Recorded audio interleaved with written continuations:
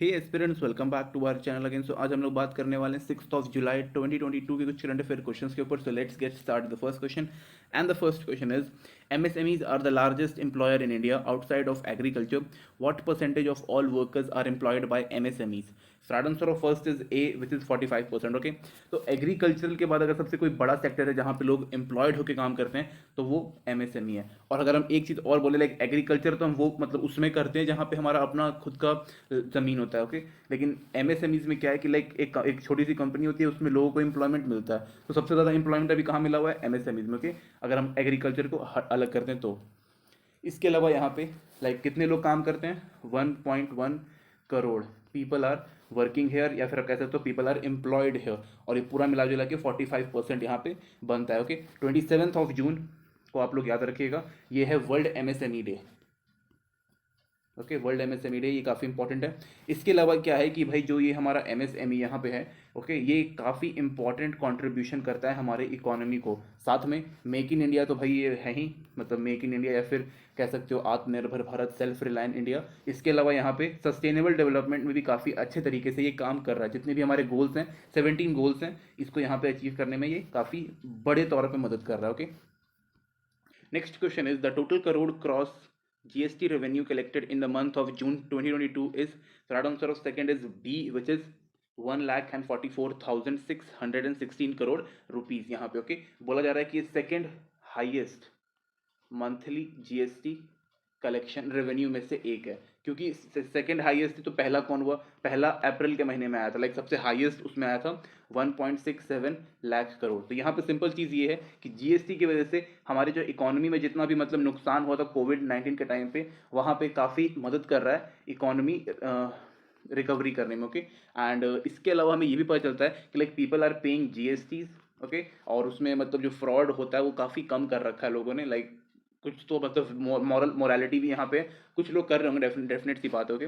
यहाँ पे ये भी बोला है कि भाई GST का जो कलेक्शन है, यहाँ पे कलेक्शन जो है वो 56% जो है वो रोज अप किया है पिछले साल के अकॉर्डिंगली. ओके, क्योंकि इस साल जो कोविड-19 का जो असर है वो काफ़ी मतलब कम रहा. मतलब जनवरी के आसपास था, उसके बाद तो फिर मतलब मुश्किल से एक आध महीना या फिर 10-20 दिन रहा, उसके अलावा फिर नहीं रहा उतना कुछ, इसकी वजह से.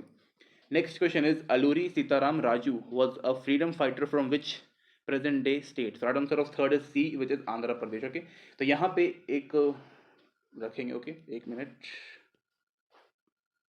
ओके, तो यहाँ पे ये जो है हमारे जो फ्रीडम फाइटर हैं वो 125th बर्थ एनिवर्सरी थी इनकी, if I am not wrong, 4 जुलाई को. ओके, तो उसकी उस वो चीज़ के लिए साथ में यहाँ पे ये न्यूज़ में क्यों रहा? तो न्यूज़ में इसलिए रहा बिकॉज प्रधानमंत्री जो हमारे नरेंद्र मोदी साहब हैं, उन्होंने इनका एक स्टैचू बनवाया. ओके, स्टैचू अनवील्डेड इसको हम बोल सकते हैं. साथ में कितने लाइक 30 फीट लंबा था और 15 टन का था, और पूरा का पूरा ब्रॉन्ज में, मतलब ब्रॉन्ज के द्वारा बनाया गया था, ब्रॉन्ज जो मेटल होता है उसके द्वारा, और 3 करोड़ रुपए का पूरा लागत आया था. ओके, तो ये सारी चीज़ें साथ में यहाँ पे एक मैं आपको बता रहा हूँ, आप उसके ऊपर जाके डेफिनेटली रिसर्च करिएगा. Okay, Ramappa rebellion, Ramappa rebellion से ही इनका काफ़ी मतलब पूरा जुड़ा हुआ है. इसमें क्या हुआ था कि एक इनका एक फॉरेस्ट था, बेसिकली एक ये ट्राइबल एरिया के हेड थे. ओके, तो एक फॉरेस्ट लैंड था, यहाँ पे ब्रिटिशर्स आए, बोले कि भाई ये अब हमारा है, यहाँ पे हम लोग ओपीएम वगैरह की खेती वगैरह करेंगे या फिर जो भी वहाँ पे फोर्ट वॉर्ट बनाएंगे, तो आपको यहाँ से हटाया जा रहा है. तो फिर इन्होंने पूरा मतलब ब्रिटिशर्स के खिलाफ रिवॉल्ट यहाँ पे शुरू कर दिया. ओके, तो मेन इनका यही था, और काफ़ी बड़े मतलब काफ़ी अच्छे ये फ्रीडम फाइटर वहाँ पे उस टाइम के रहे थे, और work for tribal, from tribal, ये सब चीज़ें वहाँ पे थे. ओके, तो हम लोग इनको भूल ना जाए, इसलिए पर्टिकुलर स्टैचूज जो है वो अनवील की जाती है. ओके, ये काफ़ी इंपॉर्टेंट था. Next question is what is the theme of digital India week 2022? So answer of fourth is A, which is categorising new India techade. Okay, तो यहाँ पे बेसिकली कहाँ पे हुआ था? गांधीनगर, गुजरात में. ओके, पहली चीज़. दूसरी चीज़ ये कि इस ये एक कह सकते हो कि एक डिजिटल सर्विस थी इंडियन लैंग्वेजेस के लिए इस जगह पे, मतलब ये पर्टिकुलर जो चीज़ हुआ था, इसको पीएम मोदी साहब ने फिर से मतलब इनाग्रेट वगैरह किया था. 750 करोड़ रुपीज़ का यहाँ पे स्कीम यहाँ पे लॉन्च किया गया, जिसको बोला गया डिजिटल इंडिया.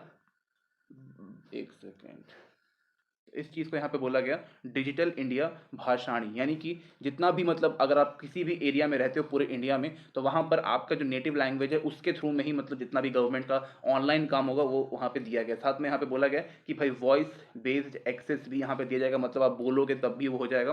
साथ में हर जगह पे ग्रोथ एंड मतलब जितने भी हमारे स्टार्टअप है उन सबके ग्रोथ और बूस्टअप में यहाँ पे काफ़ी योगदान करने वाला है। किस जगह पे? Tyre 2 city and tyre 3 cities में। ओके, तो ये भी काफ़ी थोड़ा सा इंपॉर्टेंट हो जाता है। Okay, next question is which union ministry released the state startup ranking 2021?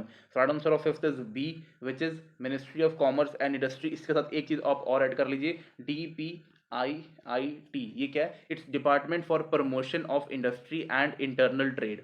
Okay, तो इसके दोनों के द्वारा यह पर्टिकुलर जो ये रैंकिंग है ये लेके आया गया, जिसमें बताया गया कि भाई गुजरात, कर्नाटका, मेघालय जो है ये बेस्ट परफॉर्मेंस में से हैं, like they have perform their best. Okay, इसके अलावा बिहार, आंध्र प्रदेश, मिजोरम एंड लद्दाख जो है they are emerging in startup economy. इस चीज़ को आप लोग याद रखिएगा।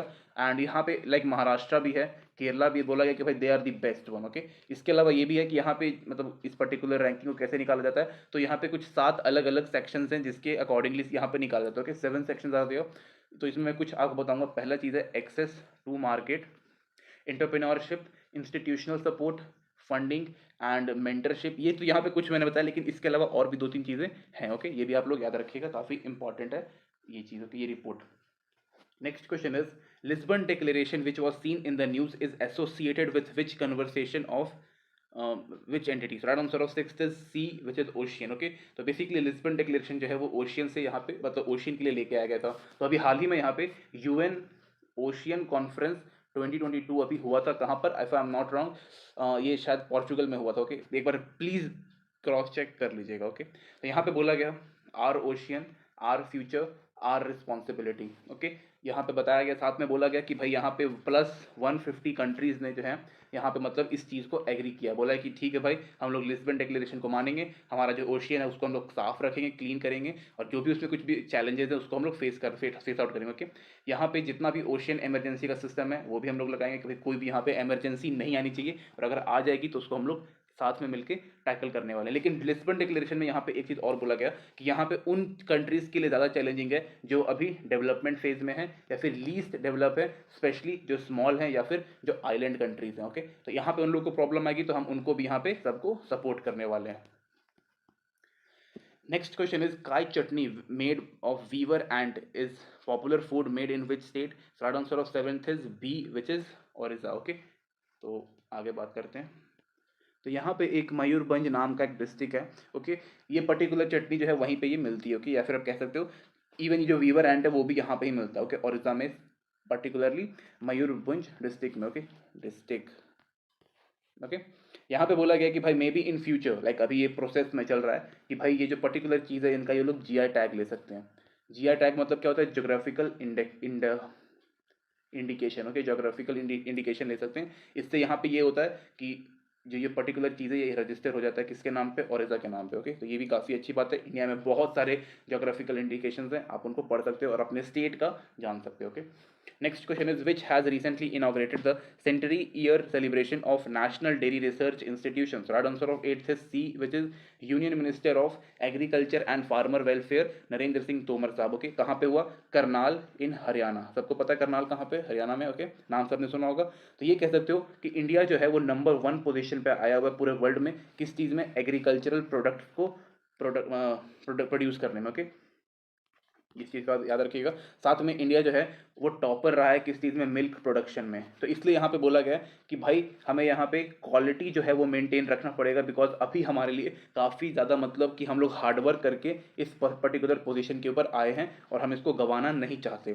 साथ में यहाँ पे ये भी है कि भाई जितना भी मतलब एनिमल हस्बेंड्री हो गया, इसको भी इक्वली हम लोग प्रमोट करेंगे जितना हम लोग एग्रीकल्चर को करते हैं। ओके, ये भी एक यहाँ पे।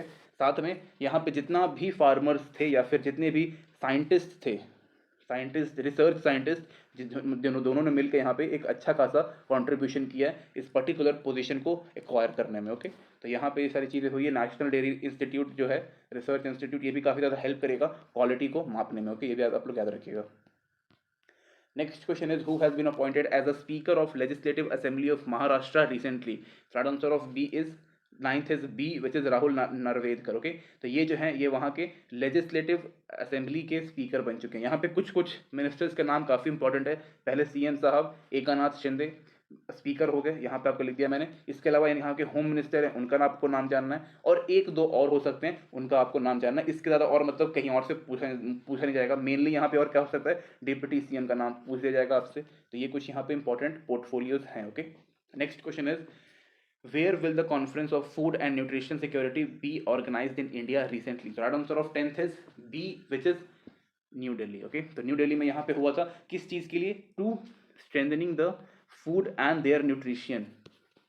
ओके, साथ में यहाँ पे बोला गया है फूड फोर्टिफिकेशन हम लोग यहाँ पे करने वाले हैं, यानी कि जितने भी मान लो कि एक पर्टिकुलर ग्रेन है उसमें जो न्यूट्रिशंस हैं वो कम है, तो यहाँ पे फोर्टिफिकेशन की मदद से उस पर्टिकुलर ग्रेन या फिर पर्टिकुलर फूड का हम लोग मतलब उसमें माइक्रो न्यूट्रिशंस जो है उसमें हम लोग ऐड कर पाएंगे और उसको काफ़ी न्यूट्रिशियस फूड हम लोग बना पाएंगे। ओके, साथ में यहाँ पे फाइनेंसिंग इन फूड बास्केट, यानी कि इसको पूरा फाइनेंस करना, साथ में क्रॉप फाइनेंसिंग यहाँ पे दिया हुआ है।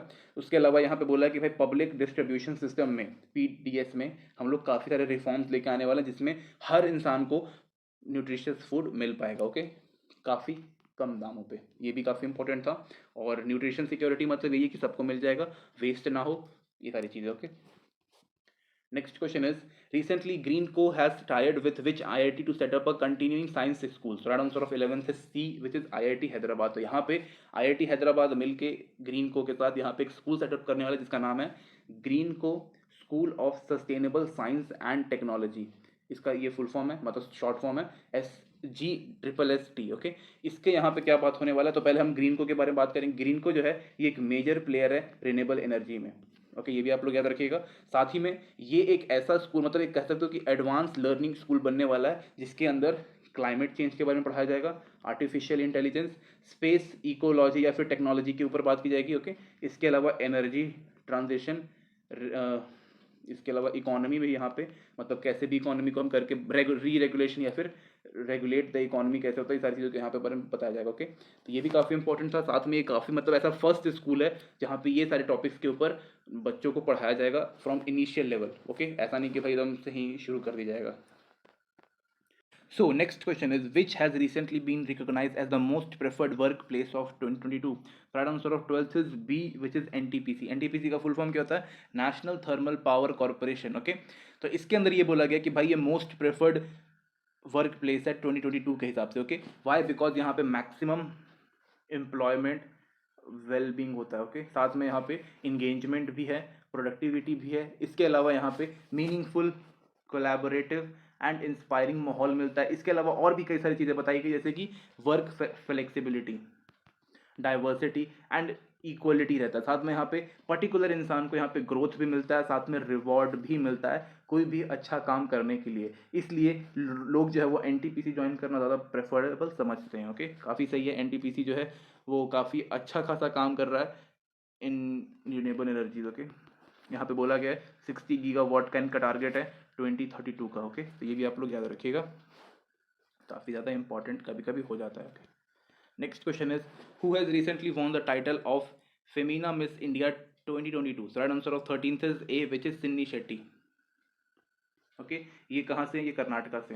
दैट्स इट, इसके ज़्यादा और कुछ जानने की जरूरत नहीं है। Okay, next question is who has recently won the British F1 grand prix? Right answer of 14th is A, which is Sergio praise. Again name किस में जीता गया है वो। Okay, next question is Tarun Majumdar has passed away recently. Who was he? So right answer of 15th is C, which is film producer and director. Okay, so ये 92 years के थे and just because of some kidney problems and ailment उसकी वजह से कोलकाता में इनकी देहांत हो गया। ओके, तो ये जो है ये फिल्म बनाते थे, स्पेशली हाईलाइट करते थे मिडिल क्लास के प्रॉब्लम्स को। ओके, एंड इनको 1990s में पद्म श्री भी मिल चुका है। ओके, 1990 में। ओके, साथ में जो वहाँ की ममता दीदी जी हैं उन्होंने भी शोक जताया इस चीज़ के ऊपर। नेक्स्ट क्वेश्चन इज, और साथ ही में या एक चीज़ और रह गया था, इन्होंने 5 फिल्म फेयर अवार्ड्स भी इनको मिले हैं, ये भी आप लोग याद रखिएगा। ओके, कभी कभी पूछ देता है। Next question is who has recently won the 2022 Malaysia open men's single title? Right answer of 16th is C, which is Viktor एलेक्सन। ओके, ये जो है ये टोक्यो ओलंपिक्स में भी इन्होंने काफ़ी अच्छा खासा काम किया था, इसके अलावा काफ़ी बढ़िया प्लेयर है। Okay, next question is where has Indian army organise security Manthan 2022 recently? Right answer of 17th is B, which is Jodhpur. Okay, तो यहाँ पे आर्मी, BSF, साथ में इंडियन कोस्टल गार्ड के भी सैनिक यहाँ पे मौजूद थे, ओके। एंड इन सब ने यहाँ पे मिल करके इस पर्टिकुलर जो भी ऑर्गेनाइज हुआ है सिक्योरिटी मंथन, इसको यहाँ पे अंजाम दिया, ओके। तो ये बेसिकली किस लिए था, तो यहाँ पे बॉर्डर एंड कोस्टल सिक्योरिटी के लिए किया गया था, कहाँ पर, जोधपुर में, ओके। एंड इसके अलावा ये भी बोला गया कि भाई हम लोग इन्हांस कर रहे हैं ओवरऑल सिक्योरिटीज़ को, और इंटर ऑपरेटेबिलिटी एंड लॉजिस्टिक्स के ऊपर यहाँ पे पूरा काम चल रहा है। इसके अलावा इसको यहाँ पे डेजर्ट DE लिख देते हैं अच्छे से, डेजर्ट कॉप्स भी इनको बोला जाता है, मतलब इस पर्टिकुलर जो जो जो जो यहाँ पे ऑर्गेनाइज हुआ है उसको। तो ये काफ़ी इंपॉर्टेंट होती है, लाइक यहाँ पे 3 अलग अलग विंग के, लाइक मैंने आपको बताया आर्मी, BSF, कोस्टल गार्ड, इन सभी के बीच में काफ़ी अच्छा कोऑर्डिनेशन होना चाहिए, पर्टिकुलर किसी भी इंटरनल या फिर एक्सटर्नल जितने भी मतलब सिक्योरिटी थ्रेट है उन सबको टैकल करने के लिए। स्पेशली यहाँ पे जो इंटरनेशनल बॉर्डर्स हैं उनको यहाँ पे मतलब सील आउट या फिर जितनी भी चीज़ें हैं सिक्योरिटी के लिए, उन सब चीज़ों के लिए यहाँ पे किया जा रहा था, ओके। तो ये भी काफ़ी चीज़ें इंपॉर्टेंट है, okay. Next question is Delhi assembly pass bill to hike salary and allowance of its member by over dash percent. So right answer of 18th is A, which is 66%, okay।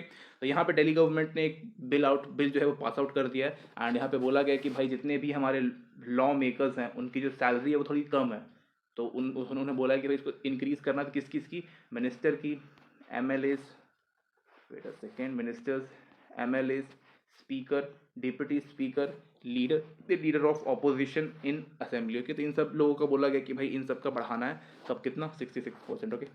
तो ठीक है, कोई प्रॉब्लम मुझे तो लग रहा है, लेकिन छोड़ो। Next question is who has recently received Microsoft Partner of Year Award 2022? So right answer of 19th is B, which is HCL Technologies, okay। तो यहाँ पे बोला गया कि भाई इन्होंने काफ़ी अच्छा काम किया इनोवेशन में और इम्प्लीमेंटेशन में, किस चीज़ का, कस्टमर सॉल्यूशन में, with the help of Microsoft, okay. ये मतलब माइक्रोसॉफ्ट की चीज़ों को यूज़ करके HCL ने काफ़ी अच्छा काम किया, ओके। साथ में यहाँ पे बोला गया कि भाई इन्होंने हेल्थ केयर और साथ में लाइफ साइंस में भी काफ़ी अच्छा खासा काम किया, ओके। इसके अलावा यहाँ पे अगर हम कुछ और चीज़ों की बात करें तो वो ये है कि HCL जो है काफ़ी मतलब लगभग 30 साल अराउंड पुरानी हो चुकी है, लाइक 1991 में ये बना था, और इसका हेडक्वार्टर नोएडा में है, ओके। ये काफ़ी इंपॉर्टेंट है, ये जो है इसमें काफ़ी सारे लोग मतलब अराउंड काफ़ी मतलब सारे लोग जो थे वो रेसिपेंट बने थे, नॉमिनेट किए गए थे, लेकिन HCL को ये पर्टिकुलर अवार्ड मिला है, ओके। तो काफ़ी अच्छा, HCL जो है वो एक इंडियन कंपनी है। Next and the last question is, what is the theme of International Plastic Bag Free Day 2022? So right answer of 20 is A, which is reduce, reuse and recycle today। तो यहाँ पे सबको पता है, like India में सबको पता चल गया होगा कि 1 जुलाई को यहाँ पे सिंगल यूज़ प्लास्टिक जो है वो पूरी तरीके से बैन कर दिया गया, ओके। और कुछ फाइन वगैरह भी यहाँ पे है, कुछ लाइक जो मतलब ऐसा कोई लाइक यूज़ करता हो या फिर मैन्युफैक्चरिंग, सेल, एक्सपोर्ट इम्पोर्ट करता हुआ अगर पकड़ा जाता है तो उसको मतलब जेल भी हो सकती है, फाइन वगैरह भी हो सकता है, ओके। और यहाँ पे एक चीज़ ये भी है कि जो पर्टिकुलर इंटरनेशनल प्लास्टिक डे जो है ये जुलाई 3 को सेलिब्रेट करते हैं, ओके। ऑब्जर्व भी आप बोल सकते हो, ओके। साथ में ये भी बोला गया कि भाई हमें यहाँ पे सीधी बात है कि सिंगल यूज़ प्लास्टिक बैग्स जो है या फिर जितने भी इसके प्रोडक्ट हैं उसको बैन करो। इंडिया ने 19 अलग अलग प्रोडक्ट्स को बैन किया और बोला गया कि भाई आप इन सब चीज़ का ऑल्टरनेटिव फाइंड करो और इन्वायरमेंट को प्रोटेक्ट करो, काफ़ी इंपॉर्टेंट चीज़ है ये, ओके। तो ये सारी चीज़ें थी इसमें। So thank you guys, thank you watching this video.